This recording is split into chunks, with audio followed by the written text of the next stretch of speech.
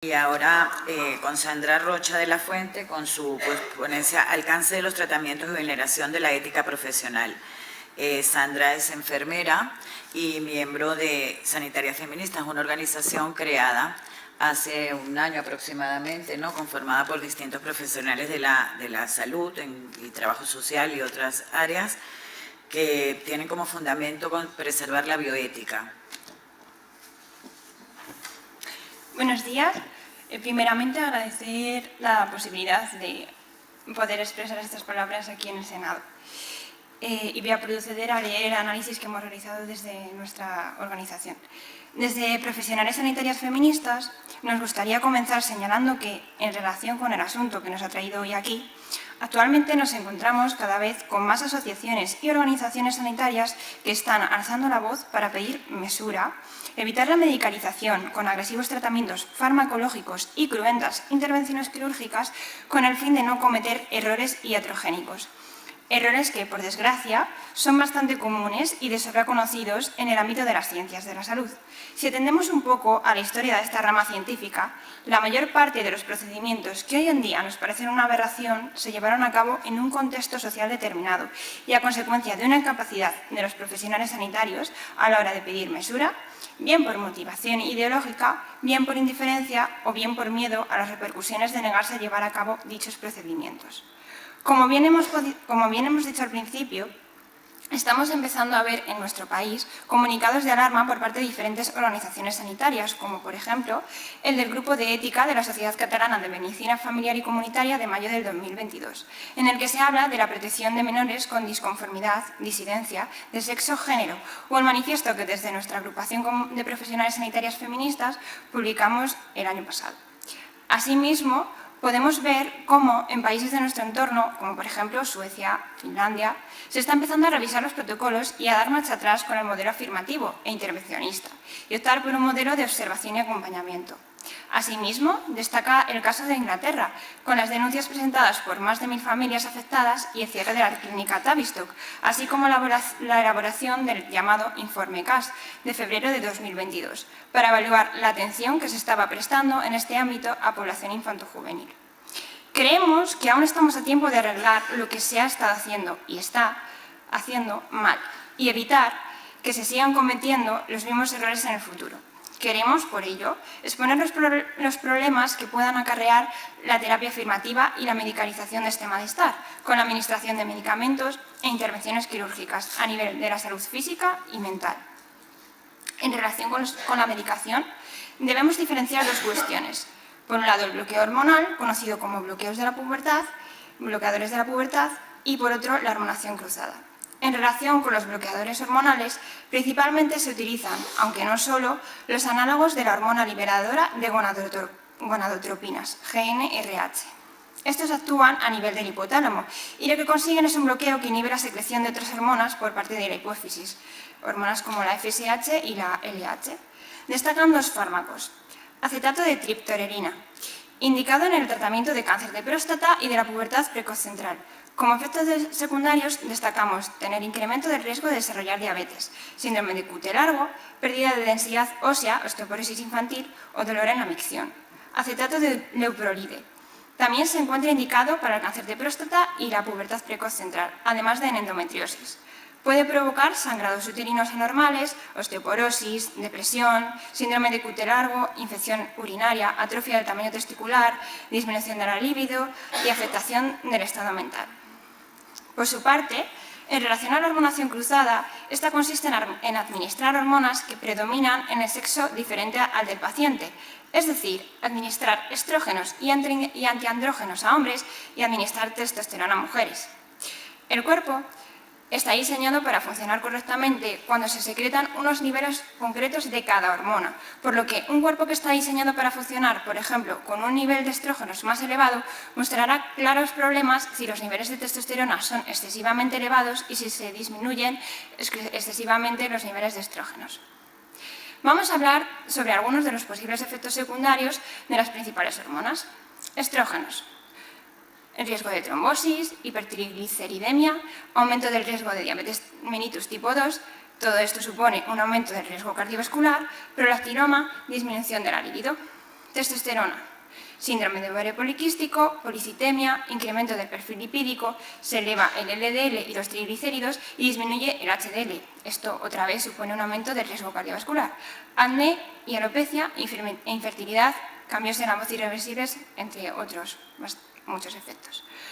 Por otro lado, en relación a las cirugías, podemos ver cómo estas son, por un lado, un negocio rentable para las clínicas privadas y, por otro, un incremento del gasto sanitario público por las secuelas de dichas cirugías, tanto las reconstructivas como las modificadoras de la estética genital corporal. Hay un elevado número de eventos adversos, principalmente en el sistema genitourinario, problemas para la micción, infecciones urinarias, consultas de curas por la posibilidad de complicaciones en el proceso de la cicatrización de la herida quirúrgica, infección, dehiscencia, problemas con el cogajo, por ejemplo necrosis, problemas derivados de la extirpación de órganos que producen hormonas endógenas, histerectomía, oferectomía y orquiectomía, así como síndrome del miembro fantasma. Con respecto a los resultados de dichas técnicas, se observa una falta de transparencia con respecto a sus resultados e insatisfacción, debido a que la mayoría no tiene los resultados que esperaban. Por otro lado, también cabe reseñar aquí una serie de conductas de riesgo que estas personas están llevando a cabo por su cuenta, animadas por las redes sociales y que también tienen efectos perjudiciales para su salud. Binding, que significa atar, constreñir, ceñir, es el equivalente a un corsé moderno. Pueden producir una atrofia muscular severa y desviación de la columna, daño a las mamas, fracturas y problemas dermatológicos, entre otros. Tucking significa arropar, remeter. Consiste en ocultar los testículos y el pene en la entrepierna para que no se noten. Puede producir problemas dermatológicos, infecciones, traumatismo severo, torsión testicular, que es una urgencia médica, entre otras cuestiones.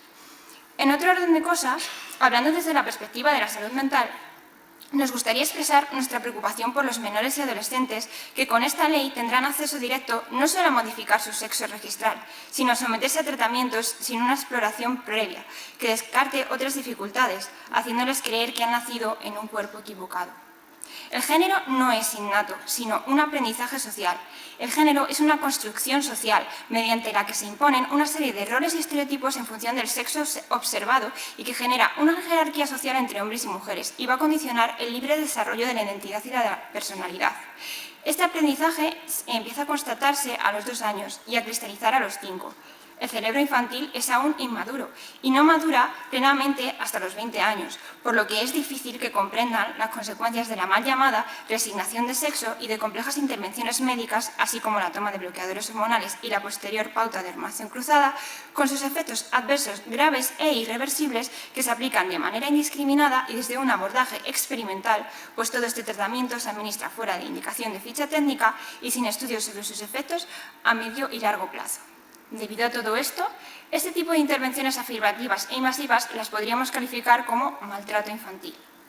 En la última guía de tratamientos a menores, publicada por la Asociación Española de Pediatría, se anima al uso de los fármacos bloqueadores de la pubertad, cuanto antes mejor. La indicación de los diferentes protocolos es que su administración se inicie en un estadio del desarrollo de Tanner 2, que puede darse a edades tan tempranas como los 9 años, sugiriendo que un bloqueo precoz de la pubertad puede traer consecuencias positivas para el desarrollo del menor y puede suponer una pausa que ayude en la toma de decisiones de la persona. Asimismo, también da a entender que puede resultar conveniente adelantar la edad de la administración de la hormonación cruzada. Esta medicación presenta mayores efectos secundarios, si cabe, que los bloqueadores de la pubertad, con efectos más graves y dependientes de la dosis y el tiempo de tratamiento. Se sabe, por ejemplo, que los efectos secundarios más graves de la administración de estrógenos, por su uso como método anticonceptivo y como terapia hormonal sustitutiva para paliar la sintomatología del climaterio, se incrementan tras varios años de tratamiento. Esta insistencia en el inicio precoz de la medicación genera serias dudas sobre los efectos que puede conllevar sobre el desarrollo neurológico a nivel del sistema nervioso central de las personas sometidas a los bloqueadores de la pubertad durante tiempos prolongados, pues el desarrollo neurológico a nivel central no termina de producirse hasta los 20 años de edad, como hemos señalado más arriba, y el bloqueo de la pubertad supone una detención del desarrollo y el crecimiento durante un periodo en el que el cuerpo sigue madurando, envejeciendo, por el paso del tiempo. Asimismo, se está constatando que existe un componente social de gran influencia, conocido como disforia de inicio rápido. Estudios recientes muestran que un 80% de menores con la mal llamada disforia de género desisten espontáneamente tras superar la pubertad. en esta última década se ha constatado, como vemos en los informes del análisis de los datos sobre las personas atendidas en las diferentes unidades de identidad de género de las diferentes comunidades autónomas, que ha habido un incremento espectacular de esta problemática, habiéndose modificado las tendencias en relación al sexo y a la edad. Previamente, la población atendida era principalmente personas de sexo hombre con edad superior a los 30 años. Actualmente, los datos visibilizan un incremento exponencial en personas de sexo mujer y en edad adolescente y adulta joven, 14-20 años aproximadamente, siendo en esta edad el número de casos igual o superior a hombres, cuando previamente se señalaba que el número de casos era en torno a una razón de 4-1 o 2-1, según la fuente, a favor de las personas de sexo hombre. Además, se han observado que un gran número de estos adolescentes presentan otras dificultades previas: trastorno del espectro autista, trastornos de personalidad, trastorno de conducta alimentaria, homosexualidad no detectada, acoso escolar, experiencias de abuso sexual, etc. Y encuentran una identificación con este grupo social con la que tratan de aliviar su malestar previo de manera errónea. Tratar de despatologizar, pero paradójicamente ultramedicalizar, un proceso con tantas consecuencias para el futuro de las personas es un planteamiento erróneo desde la perspectiva psicológica y el derecho de la salud mental. Defendemos, desde el ámbito sanitario, un modelo de atención multidisciplinar a estas demandas, donde se contemple la exploración psicológica previa y la espera atenta. Como ya hemos señalado, no hay evidencia científica de los tratamientos que se están aplicando y las experiencias en otros países pioneros en este abordaje nos alertan y previenen de las graves consecuencias de obviar esta problemática psicológica. Para finalizar, nos gustaría destacar otra serie de cuestiones relevantes. Por un lado, el concepto de identidad de género que se está manejando tanto en la legislación como en los diferentes protocolos sanitarios es de base neurosexista, partiendo del dogma de la existencia de esencias genéricas masculinas y femeninas en el cerebro, cuestión cuyos intentos de fundamentación científica se han ido desarticulando una y otra vez a lo largo de la historia de la neurociencia, frenología, craneología. Señalamos aquí los estudios de la neurocientífica Gina Rippon, que nos muestran un repaso histórico de todos estos postulados y la carencia de base científica de estos presupuestos, y nos muestra la complejidad del cerebro, el cual es altamente plástico y se va desarrollando con el aprendizaje y la observación del entorno.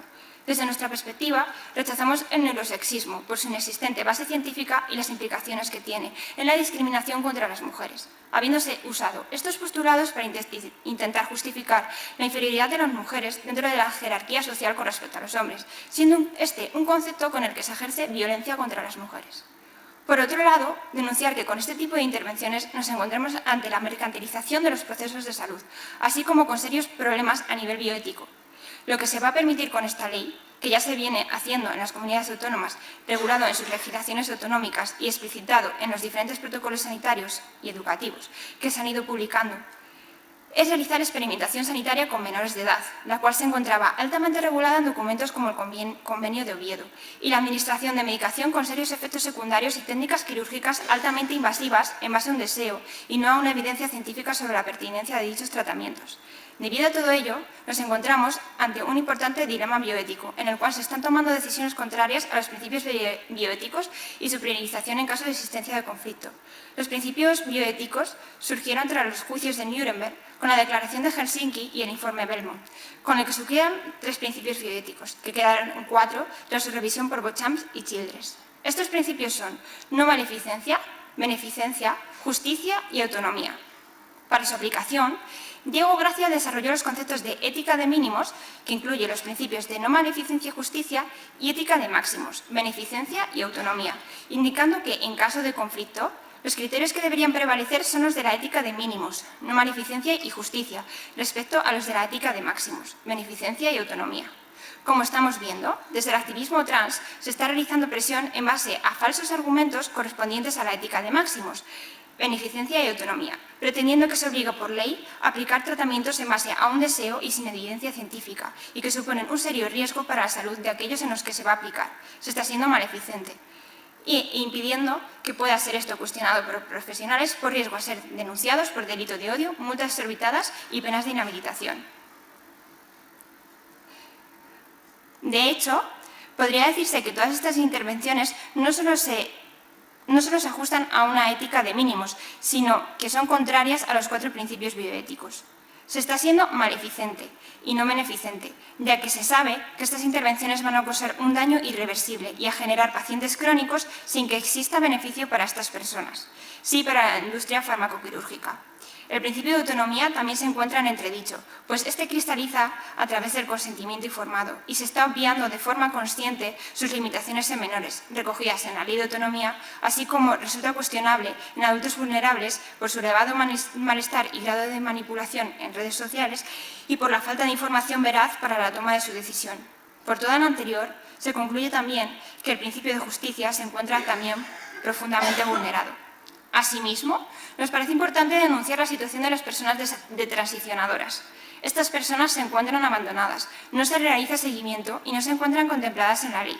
Son personas que van a necesitar asistencia sanitaria y más si han recibido terapia hormonal y cirugía. No obstante, no hay protocolos para ellas. El único protocolo público que las nombra y que recoge la creación de un registro de transicionadores es el Protocolo de la Comunidad de Madrid, en el cual solo aparece reflejado que se van a registrar los casos y el motivo, sin especificar seguimiento alguno.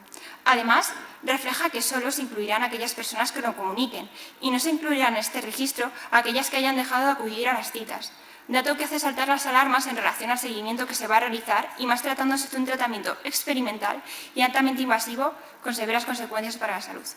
Finalmente, a modo de conclusión, volvemos a señalar nuestra defensa desde el ámbito sanitario de un modelo de atención multidisciplinar a estas demandas donde se contemple la exploración psicológica previa y la espera atenta, así como un trabajo a nivel educativo mediante la coeducación, con el objetivo de conseguir la igualdad entre los sexos y la abolición de los roles y estereotipos sexistas. Muchas gracias por su atención.